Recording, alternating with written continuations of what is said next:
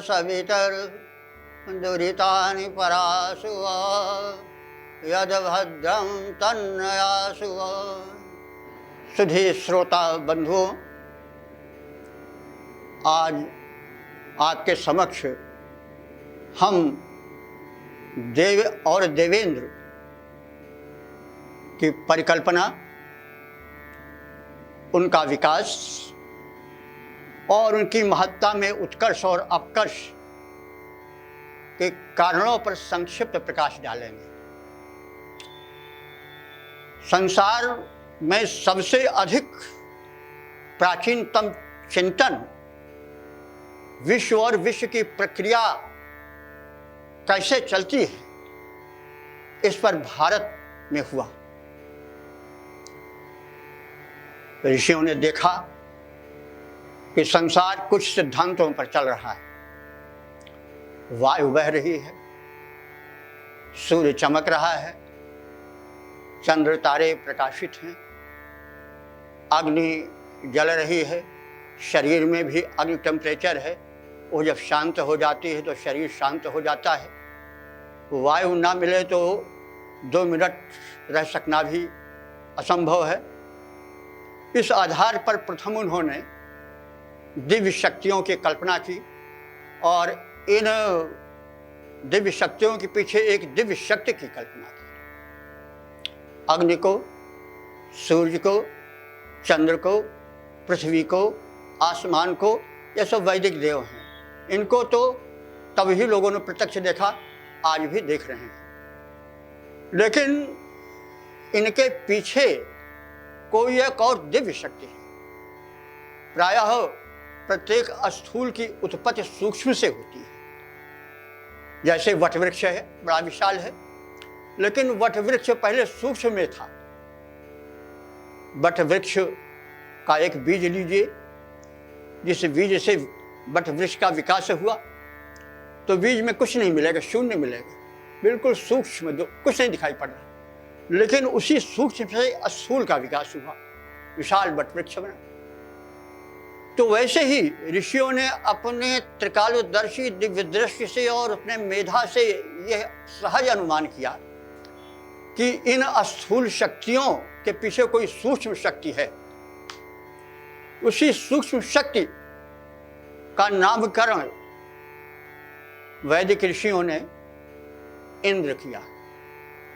इंद्र का अर्थ होता है ऐश्वर्यवान, विभूतिवान, और वह देवेंद्र कहा गया। देव कौन है? ये जो अभी बताई गई हैं, पृथ्वी, अग्नि, वायु, सूर्य, चंद्र आदि, इन्हीं से जीवन मिलता है। धरती को जीवन है, इन्हीं के संश्लेषण से जीवन बनता है, और विश्लेषण माने विलग हो जाने से, अलग हो जाने से जीवन चला जाता है। सब इन्हीं की खेल है, ये तो सिद्ध हो चुका है, कुछ कहने की आवश्यकता नहीं है। तो इन देवों के स्थूल रूप जिनका हम देख रहे हैं, उसके पीछे सूक्ष्म शक्ति जो है, उसको सबसे पहले ऋषियों ने इंद्र कहा और इंद्र की बड़ी महिमा गाई। इंद्र का अर्थ ही होता है स्वामी, जिसको हम साहब कहे, कबीर ने साहब कहा, तुलसी ने राम कहा, सूर्य ने कृष्ण कहा, और अन्य धर्मों में अपने अपने ढंग से अल्लाह, ईश्वर, गॉड जो कुछ कहा। ये सब है, शक्ति एक है, नाम अनेक हैं, नदियाँ एक, घाट बहुतेरे, ये सत्य है। तो ये क्रम चला। ऋग्वेद में उस परम शक्ति को इंद्र कहा गया और सर्वाधिक मंत्र इंद्र को ही समर्पित किए गए, और इंद्र के अंग स्वरूप सभी देव शक्तियां मानी गईं। देव का अर्थ होता है दानाथ, द्योतनाथ, दीपनाथ। वाह, जो दे वह देव है, जो प्रकाशित करे वह देव है। लेकिन क्या कारण हुआ कि देवों को बड़ा बाद में नीचे स्तर पर मान लिया गया?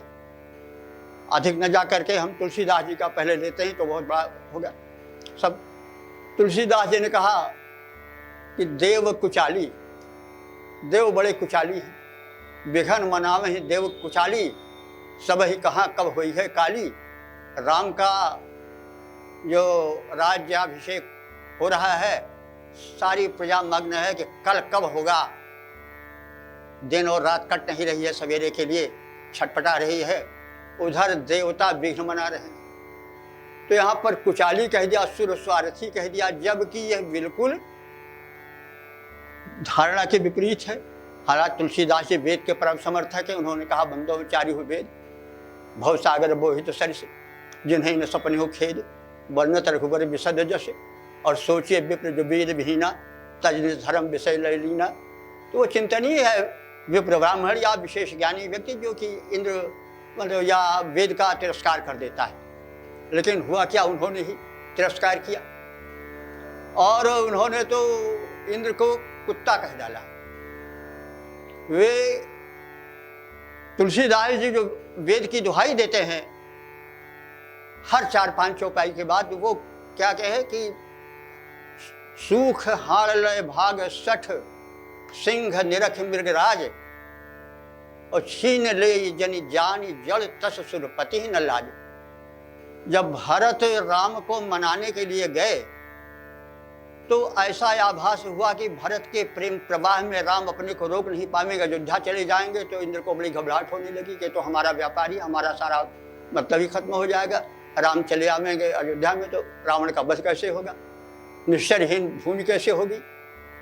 तो कहने का मतलब, जैसे इसका अर्थ तो स्पष्ट है, जैसे एक कुत्ता किसी पशु के हाड़ की हड्डी में कुछ चाट रहा हो, लेकिन शेर को देख ले तो उस हड्डी को लेकर भगे कि ऐसा न हो शेर हमारी हड्डी को छीन ले। तो ऐसे भरत इतने निष्प्रिय हैं कि उन्हें राज्य कुछ, न राम को न भरत को राज्य इच्छा नहीं है, लेकिन इंद्र स्वार्थी इतना है कि वो कुत्ते की तरह सूख हाड़ को लेकर के भगा कि ऐसा न हो कहीं सिंह हमारा आहार छीन ले। तो कहने का मतलब बड़े नीचे धरातल पर चिंतन हुआ। ऐसा क्यों भैया? क्या तुलसीदास जी वेद के विरोधी? तो उन्होंने पहले कहा, तुलसी महिमा वेद की विदित सकल संसार, यह निंदित निंदित हो विदित बुद्ध अवतार। बौद्धों का सफाया हो गया देश से, क्योंकि उन्होंने वेद की निंदा की। तो वेद के बड़े समर्थक थे। इसके पीछे कारण, हर कार्य के पीछे कारण होता है। तो देवताओं के तो छोटे होने का कारण यह हुआ कि अति परिचयाद अवज्ञा। हम उसको एक चिंतन के धरातल भूमि पर देखकर कह रहे हैं। जब परिचय बहुत हो जाता है, आप हमारे हम किसी के बहुत निकट हो जाते हैं तो बड़ा हल्का सा हो जाता है। अति परिचयाद अवज्ञा, बहुत परिचय हो जाने पर फिर अपमान शुरू हो जाता है। तो अग्नि को देखते हैं तो हम इसे पैर भी कर देते हैं। वायु को हम कुछ गंदा करने में कुशल नहीं रखते, तरह तरह की गंदगी फैलाते रहते हैं। जबकि वायु इतनी महत्वपूर्ण है कि अगर 2 मिनट न मिले तो प्राण नहीं रहेगा। तो वो क्या है? अति परिचयाद अवज्ञा। अब उन के नाम पर हम कोई अलग देवता बना दें कि कोई नाम लेकर के तो उसके लिए नमन करेंगे। तो यह तो अति परिचयाद अवज्ञा हुआ। अब इंद्र जो देवेंद्र है उसको इतना छोटा करके क्यों देखा गया? इसके कारण, क्योंकि बिना कारण के कोई कार्य होता नहीं। तो कारण यह है कि जब वेद में यज्ञों का, कर्मकांड का आधिक्य हो गया और जो बलि दी जाती थी, बलि का अर्थ लोग गलत समझने लगे। इस समय मलमास चल रहा है, अधिक मास चल रहा है। इसमें विधान क्या है कि गौ की बलि दी जाए, कुक्कुर की कुत्ते को बलि दी जाए, काग को कौवे को बलि दी जाए, चींटी पिपीलिका चींटी को बलि दी जाए। तो क्या बलि का मतलब हुआ कि उसको काट के चढ़ा दिया जाए? नहीं, उसको आहार देना, उसको पोषित किया जाए। कुत्ते को निकाल दिया जाता है उसका हक गाय को निकाल दिया जाता है। पिपीलिका ने चींटी तक को बलि दी जाती है। तो बलि का मतलब हत्या। लेकिन अर्थ समझने वालों ने उसको बलि का मतलब क्या कर दिया कि काटना। अब कुछ आदमी में कमजोरी होती है, लोभ वाली, लोभ ग्राह धनुजेश क्रोध। लोभ घड़ियाल होता है, सीधे निकल जाता है आदमी के व्यक्तित्व को, वो इधर नहीं करता है, नट्टी नहीं होती उसकी। तो लोभ व्यक्ति की बहुत बड़ी कमजोरी है। तो जो पुरोहित लोग थे वो लोभवश यज्ञ को बड़ा पेचीदा बना दिए। तो उस पेचीदगी में जो यज्ञ है वो सर्वसाधारण के पहुंच के बाहर हो गई और राजा महाराजा लोग प्राय क्षत्रिय जातीय होते थे, उन्हें मांस खाने की छूट भी थी, शिकार करने की, मृगया करने की छूट थी। तो ऐसी दशा में मांसभक्षी राजाओं को संतुष्ट करने के लिए, भाई राजा को अच्छा लग रहा है तो पुरोहित जी कह दिया हाँ हाँ हाँ महाराज ऐसा ही सही, खूब मांस। तो होते हैं तो मामला यहाँ तक बढ़ गया कि यूप में खंभे में यज्ञ के पशु ही नहीं आदमी भी बांधे जाने लगे और नरबल भी होने लगे। और यह कह दिया गया कि वैद की हिंसा न हिंसा भवति, वेद की हिंसा होती ही नहीं। मान लो एक हिरण की बलि चढ़ाई गई तो हिरण तमाम योनियों को पार करता हुआ जब मनुष्य योनि में पहुंचता तो सीधे मनुष्य योनि में पहुंच जाएगा। तो इस बात को, इस पोप लीला को या पुरोहितवाद को देख करके प्रतिक्रिया भी हुई। लोगों ने कहा भैया ऐसी बात है तो पुरोहित से कह दो कि अपने बूढ़े बाप को क्यों नहीं चढ़ा देता काट के, सीधे स्वर्ग चला जाए। अब मतलब विरोध शुरू हुआ और वो विरोध होते होते बहुत दूर तक गया और बौद्धों ने वेद को नकार दिया। तो महात्मा बुद्ध सिद्धार्थ जो थे वो वेद पढ़े हो, कोई जरूरत नहीं, शायद वेद उन्होंने नहीं पढ़ा, लेकिन कार्य को देखकर कारण का अनुमान कर लेते हैं। उन्होंने देखा कि इसमें इंद्र को सर्वोपम महत्ता दी गई है, देवों को बलि दी जाती है। तो क्या हुआ कि वो उस इंद्र को ही नीचे गिराने लगे और इंद्र को अत्यंत छोटी भूमिका पर वहीं से लाना शुरू हो गया और बौद्धों ने तो बिल्कुल वेद को ही नकार दिया। उनकी अज्ञानता ही कही जाएगी और उसमें कारण यह भी था कि जो प्रजा थी वो वेद की पेचीदगी से और खर्चीले यज्ञ से उब चुकी थी, वो किसी सरल धर्म की खोज में थी, इसलिए जैन और बौद्ध धर्म चले। फिर वेदों के रूपक का कोई स्पष्ट करने वाला न हुआ। रूपक में कहा जाता नहीं, जैसे कहा गया शेर आ गया, ये प्रतीक है, और वो तो गीदड़ है। तो अब उसके अर्थ को वीर और एक डरपोक से करना चाहिए, लेकिन कोई कह दे कि भाई यार ये तो शेर है, भागो खटरा, ये करो वो करो, तो गीदड़ है, इसको भगाओ भगाओ, मामला खराब हो जाएगा। ऐसे ही कुछ हुआ। जो पुरोहित थे वे कुछ वैसे ही लेकर के चले, अर्थ करे वो सदयुग था, ऐसे होता था, कैसे होता था, उल्टा सीधा पब्लिक को समझाने लगे। परिणाम ये हुआ कि पब्लिक भी उससे अरुचि दिखाने लगी और जो वेद का प्रमुख देवता इंद्र था, जो कि ऋग्वेद का परब्रह्म था, उसको धीरे धीरे नीचे उतारा जाने लगा। और रूपक की सही व्याख्या न करके पुरोहित लोग गलत व्याख्या कर लें। जैसे कि अहल्या का प्रसंग है और इंद्र का प्रसंग है, तो अहल्या और इंद्र में जार संबंध, जार का मतलब हुआ कि वो व्यभिचार वाला संबंध दिखाया और कहा इंद्र तो बड़ा विचारी है। अब बात क्या है रूपक वेद का कि अहल्या कहते हैं, हल कहते हैं, हल से हल बना, कहते हैं कि जोत के हल कर दिया, तो हल से जोती हुई जमीन हल कहते हैं। और अहल्या माने जो जमीन न जोती गई हो वो अहल्या है। उसका संबंध किससे है? गौतम से है। गौतम की पत्नी मानी जाती है, क्योंकि गौ माने होता है बैल या गाय, दोनों होता है, बैल भी होता है। तो तम माने श्रेष्ठ, श्रेष्ठ बैल जो है उसको जोतता है, उस पर अधिकार जताता है, उसको पत्नीवत उसको मान लिया गया।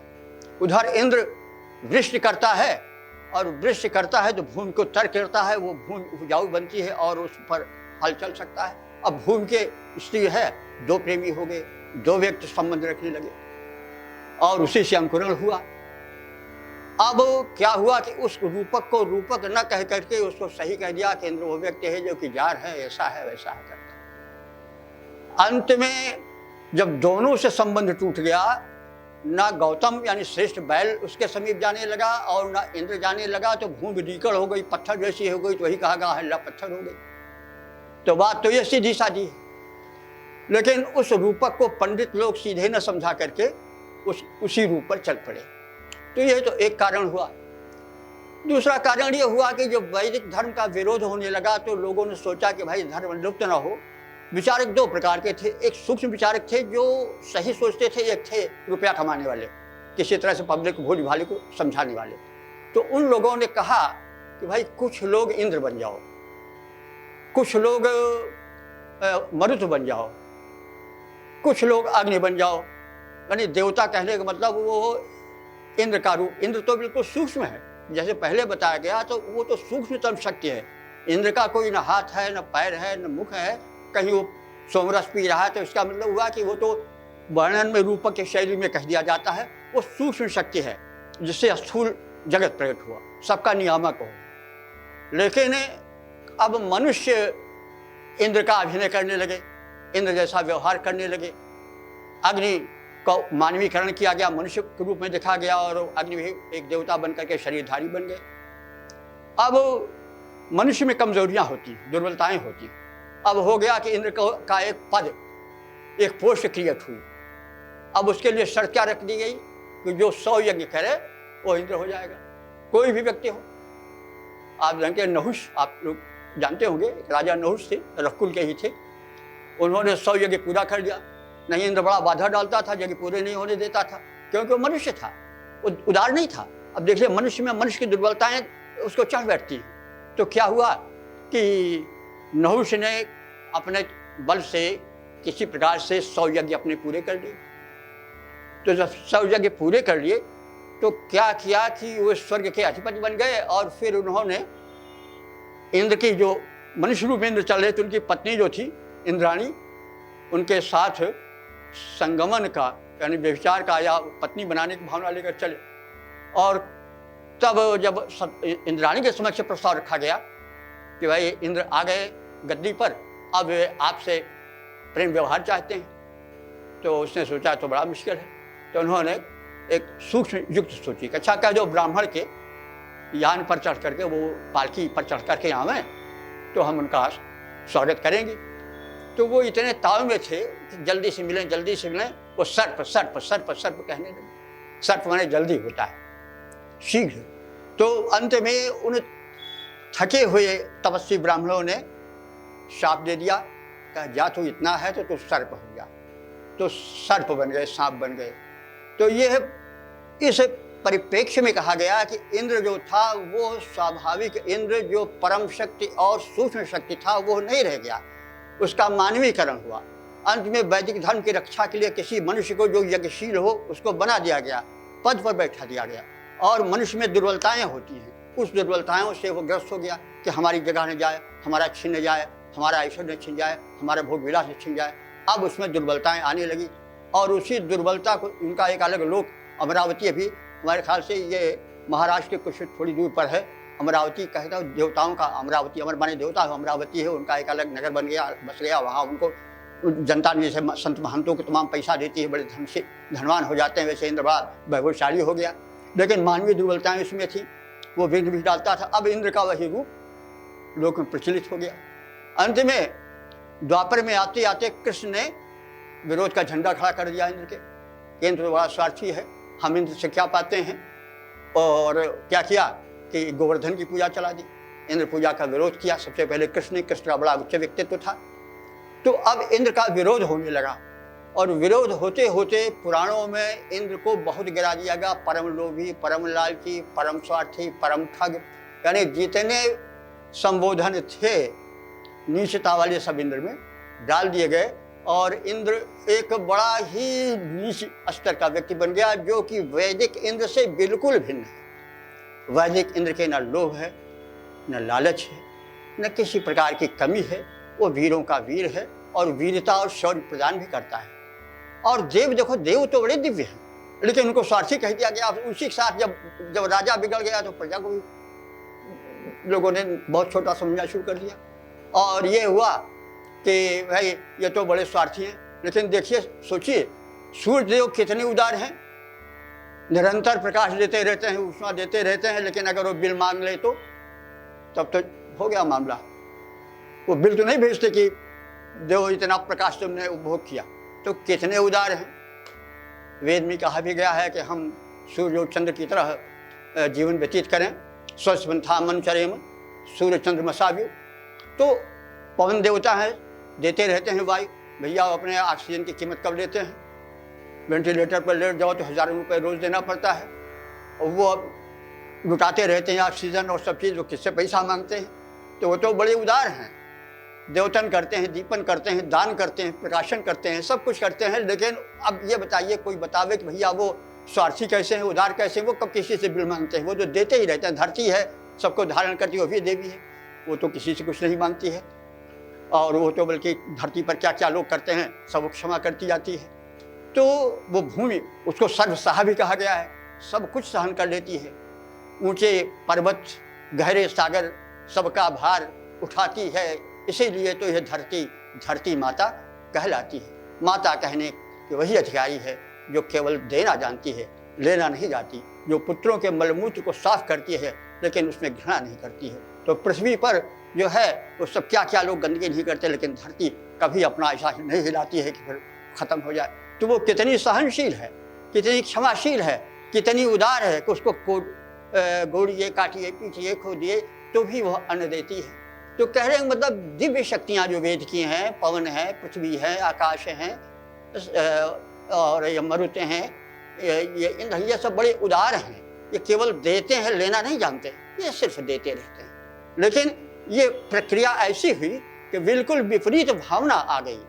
और अंत में जैसे हमने अभी कहा कि तुलसीदास जो कि वेदों के परम भक्त थे, दुहाई देते हैं, उन्होंने उनको स्वार्थी कहा, कुचाली कहा और इंद्र को कुत्ते तक कह डाला। और बाद में आजकल दिखाया जा रहा है, सीरियल वगैरह हम सब देखते होंगे, इंद्र को बहुत गिरा दिया, इतना गिरा दिया कि मतलब एक जो वेद को पढ़े हैं या जानते हैं उनको बड़ी मतलब एक वितृष्णा सी होती है। तो कहने के मतलब हमारे विचार से संक्षिप्त में हम एक समीक्षण प्रस्तुत कर दिए।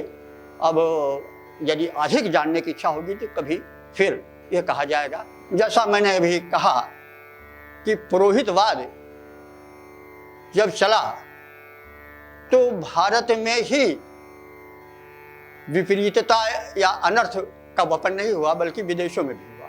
आप सब जानते हैं कि क्रिश्चियनिटी तो पहले सब कैथोलिक थे, और जो